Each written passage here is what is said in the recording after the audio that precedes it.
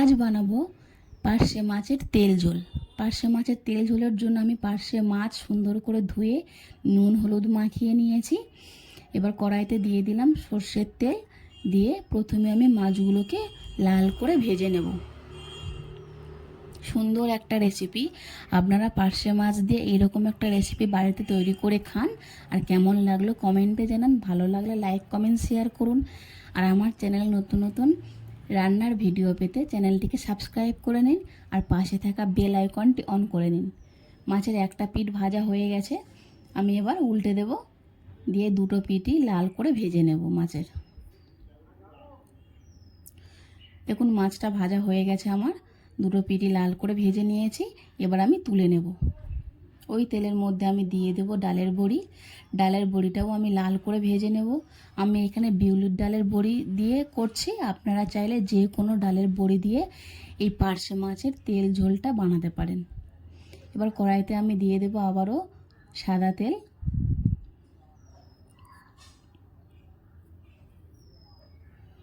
দিয়ে আমি বেগুনগুলো ভেজে নেব।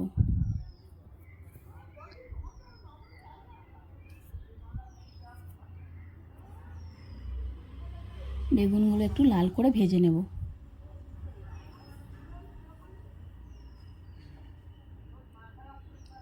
বেগুনগুলো আমি লাল করে ভেজে নিয়েছি। এবার ওই তেলের মধ্যে আমি দিয়ে দেব কালো জিরে, কাঁচা লঙ্কা, স্বাদ অনুযায়ী নুন,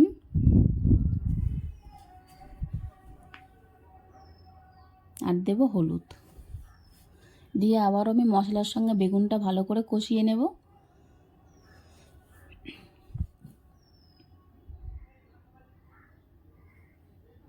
দিয়ে পরিমাণ মতো আমি দিয়ে দেবো জল।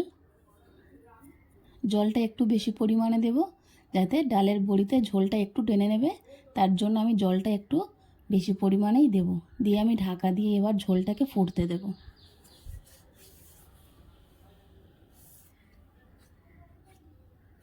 দেখুন এখানে ঝোলটা ফুটে গেছে। এবার আমি মাছ আর বড়ি দিয়ে দেব।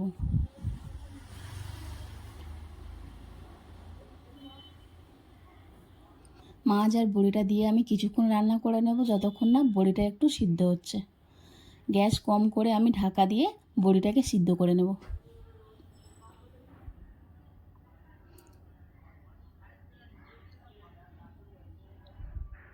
দেখুন এখানে বড়িটা সিদ্ধ হয়ে গেছে আর বেগুনটাও নরম হয়ে গেছে। এবার আমি নামিয়ে নেব।